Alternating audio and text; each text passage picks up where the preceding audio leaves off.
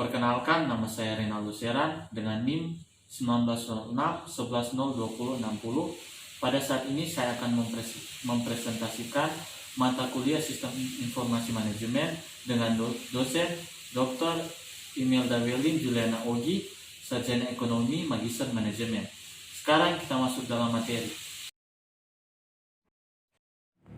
Pertama, mendesain ulang organisasi dengan sistem informasi. Sistem informasi sebagai perubahan organisasi yang terencana. Pengenalan sistem informasi baru tidak hanya melibatkan perangkat keras dan perangkat lunak, namun juga mencakup tentang perubahan pekerjaan, keterampilan, manajemen, dan organisasi. Dalam filsafat sosioteknikal, jika suatu organisasi tidak bisa menggunakan sistem informasi yang baru, maka perlu dilakukan desain ulang organisasi. Hal mendasar dalam pengembangan sistem yaitu penganalisa sistem yang merupakan bagian dari tim yang berfungsi mengembangkan sistem yang memiliki daya guna tinggi dan memenuhi kebutuhan pemakai akhir. Pengembangan ini dipengaruhi sejumlah hal yaitu A. Produktivitas, B. Reliabilitas, C. Mentabilitas. Kedua, memahami nilai bisnis dari sistem informasi dan mengelola perubahan. Dalam membangun sebuah perusahaan, dibutuhkan sebuah proyek di mana melibatkan sistem informasi untuk mengukur keuntungan bisnis dari investasi yang kita lakukan dan bagaimana memastikan sistem itu berhasil pada bisnis Anda. Selain itu, Anda juga harus mempertimbangkan berbagai hal akan pentingnya manajemen perubahan dalam keberhasilan dan kegagalan sistem informasi. Sebagai contoh, bagaimana kita bisa mengelola implementasi ke dalam sistem informasi itu sendiri, memadukan model-model anggaran modal tradisional, dan melakukan batas-batas model finansial yang nantinya akan timbul berbagai masalah jika diterapkan di sistem informasi. Dalam realita yang ada, sebuah perusahaan memerlukan share control akan pengelolaan data dan hubungan baik personal perusahaan maupun hubungan perusahaan kepada klien. Hal ini menunjukkan perusahaan membutuhkan sistem informasi yang terintegrasi ke internet untuk menjalankan bisnisnya. Ketiga, mengolah pengetahuan. Pengetahuan merupakan aset produktif dan strategis yang sentral dalam perekonomian informasi di zaman ini dan merupakan sumber keunggulan kompetitif yang potensial. Dengan pengetahuan, perusahaan akan lebih efektif dan efisien dalam memanfaatkan sumber dayanya yang terbatas. Tanpa pengetahuan, perusahaan akan kurang efektif dan efisien dan terancam gagal. Karena itu, perusahaan perlu program manajemen pengetahuan. Meskipun konsep manajemen pengetahuan asli akhir-akhir ini, minat di dalamnya telah berkembang dengan pesat dengan perkembangan teknologi informasi. Oleh karena itu, sebuah sistem manajemen pengetahuan perlu disiapkan dengan hati-hati. Sistem informasi manajemen terstruktur di mana informasi yang tercatat, disimpan dan dibuat tersedia bagi mereka yang membutuhkannya. Inti dari manajemen pengetahuan selanjutnya perlu didesain pengembang pengetahuan untuk merancang perangkat lunak komputer untuk mengendalikan database pengetahuan dan pilihan pembelajaran yang akan memandu penggunaan dalam menemukan pada suatu waktu informasi yang akan melayani pengembangan pribadi dan kebutuhan kerja mereka. Keempat, meningkatkan pengambilan keputusan. Nilai bisnis pengambilan keputusan yang lebih baik. Perusahaan telah mengidentifikasi sejumlah keputusan penting di mana investasi sistem baru dapat meningkatkan kualitas pengambilan keputusan. Meskipun nilai untuk memperbaiki keputusan tunggal mungkin kecil, meningkatkan ratusan ribu keputusan mendapatkan nilai tahunan yang besar untuk bisnis ini. Jenis keputusan. A. Keputusan tidak terstruktur adalah keputusan yang mengambil keputusannya harus memberikan penilaian, evaluasi, dan pengertian untuk memecahkan masalahnya. Setiap keputusan ini adalah baru, penting, dan tidak rutin, serta tidak ada pengertian yang dipahami benar atau prosedur yang disetujui bersama dalam pengambilannya.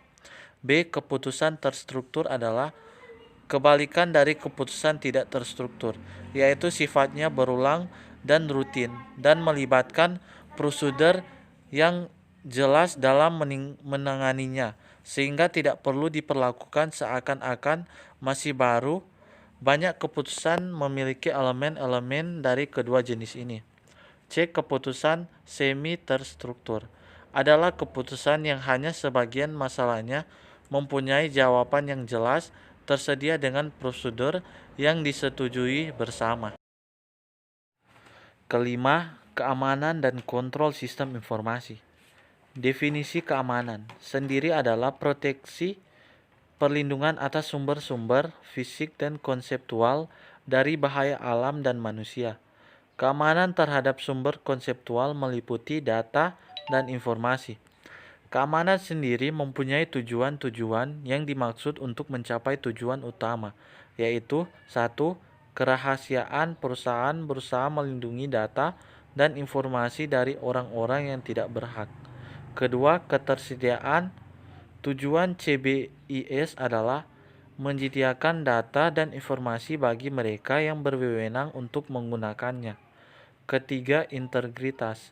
Semua subsistem CBIS harus menyediakan gambaran akurat dan sistem fisik yang diwakilnya.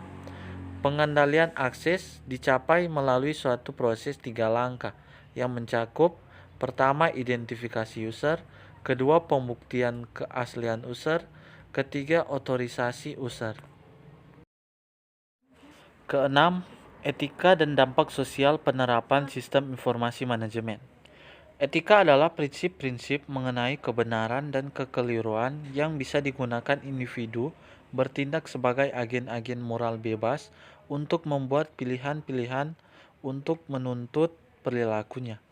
Teknologi informasi dan sistem informasi mengangkat masalah-masalah etika baik untuk individu maupun masyarakat karena menciptakan peluang-peluang untuk perubahan sosial yang intens sehingga mengancam kekuatan distribusi yang ada, uang, hak-hak, dan kewajiban. Seperti layaknya teknologi yang lain seperti mesin uap, listrik, telepon, dan radio, teknologi informasi bisa digunakan juga untuk mencapai perkembangan sosial, namun bisa juga digunakan untuk melakukan tindakan kejahatan dan mengancam nilai-nilai sosial. Perkembangan teknologi informasi akan menghasilkan banyak keuntungan sekaligus kerugian. Teknologi informasi menghadirkan perubahan-perubahan yang menciptakan isu-isu etika baru bagi masyarakat untuk dibahas dan dicari jalan keluarnya. Meningkatnya kekuatan komputasi, penyimpanan data, dan kemampuan jaringan termasuk internet bisa memperluas jangkauan tindakan individu dan organisasi dan memperbesar dampaknya. Dan yang terakhir, 7. Mengolah sistem global. Mengolah sistem informasi internasional. Ada 3 pokok dihadapi oleh perusahaan-perusahaan dalam meraih posisi global: memilih strategi, mengatur bisnis, dan mengelola wilayah manajemen sistem. Strategi global dan organisasi bisnis. A. Strategi multinasional. Memusatkan manajemen, pengendalian, dan keuangan di luar negara asal sementara melakukan desentralisasi dalam operasi produksi, penjualan, dan pemasaran kepada unit-unit di negara-negara lain. Produk dan layanan penjualan di berbagai negara disesuaikan dengan kondisi pasar setempat. Organisasi menjadi suatu kumpulan dari fasilitas produksi dan pemasaran di negara-negara yang jauh. B. Pewaralabah merupakan penggabungan yang menarik dari hal yang baru dan yang lama.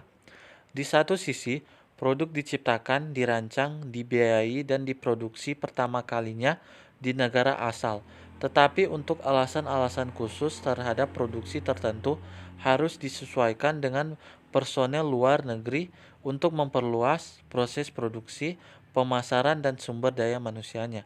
C. Strategi lintas negara, di mana hampir semua aktivitas yang dapat memberikan nilai tambahan diatur dan diperspektif global tanpa memandang batas-batas nasional, mengoptimalkan sumber dari pasokan dan permintaan dimanapun keduanya muncul dan memanfaatkan kesempatan dari keunggulan kompetitif lokal. Itulah hasil presentasi dari saya.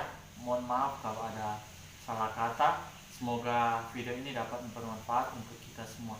Dan jangan lupa like ya. Terima kasih.